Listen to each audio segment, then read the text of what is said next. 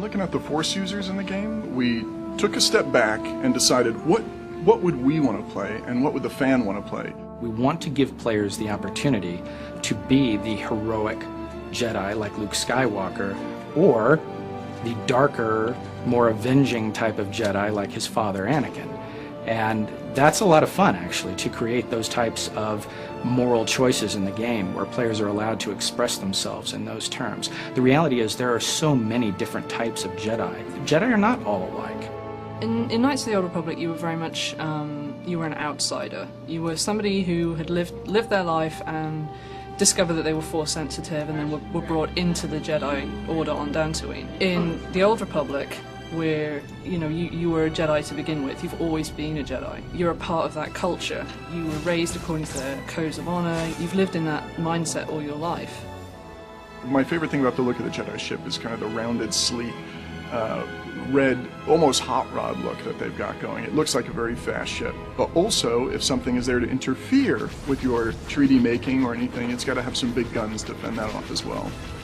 We felt it was really important that every Jedi in the game has a lightsaber and wields it. You actually see the blades making contact, you see the sparks flying, you get that Star Wars feel of the lightsabers clashing.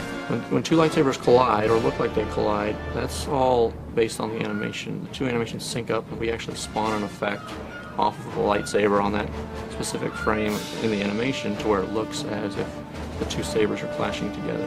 We'll call a little kind of a flash effect and flare out the lightsabers a little bit, make it look like they've contacted each other. Their lightsabers are more rounded and oddly enough more low-tech, kind of more the 70s Star Warsy look, which we had a lot of fun incorporating into the look throughout. When we're doing the Consular and Knight, or any class, we look at their colors. When we looked at the Jedi, these are the good guys, so we went with the earth tones. We took these robed monk ideas and then we added to them throughout their play. So these guys look anywhere from armored, robed monk guys, all the way up into people that might look like they're from in the Senate.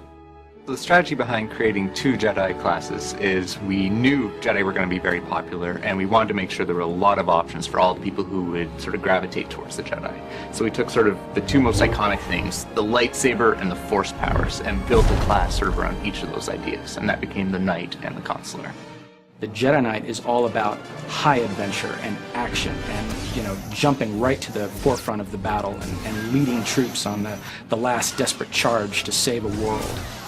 The Jedi Knight's got a wide array of different melee attacks for different situations. So he'll have different saber moves he uses when he's, say, fighting one tough target versus a bunch of smaller enemies. And then these attacks, some of them will sort of build up his Force focus, and then other ones will spend it. So he's always got that sort of ebb and flow of building up to his big, strong attacks. If the Jedi Knight's role is to defend the Republic, the Consular's role is to be behind the scenes and to mend it and bring it back together. Diplomacy is a large part of the Consular's storyline, and you can't go into details, but there are times when you actually have to grab people and make them listen to you.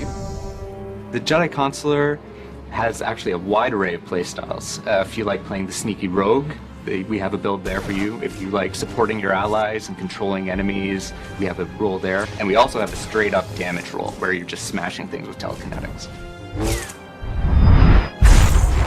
We've actually also built it so that if you do go down the healing route, your companion becomes more powerful as you level up as a healer.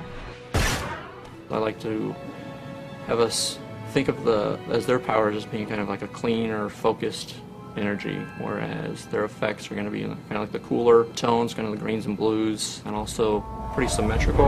A lot of the effects, I like to have them look as if they're coming from the character. They're not really making magic between their hands and casting that. You can play through the Jedi Knight and get the great, big, thrilling action-adventure movie and play that all the way through, and then you can turn around and you can start a Jedi Consular character and get an entirely new story, just as exciting, but about all new things. If you want to get sort of the complete Jedi experience from Tor, you'd need to go through sort of both classes and experience different pieces of the puzzle. If you've been playing through sort of classes on the same side and then go through and replay them again, you'll do it with a much greater understanding. You may make some choices differently.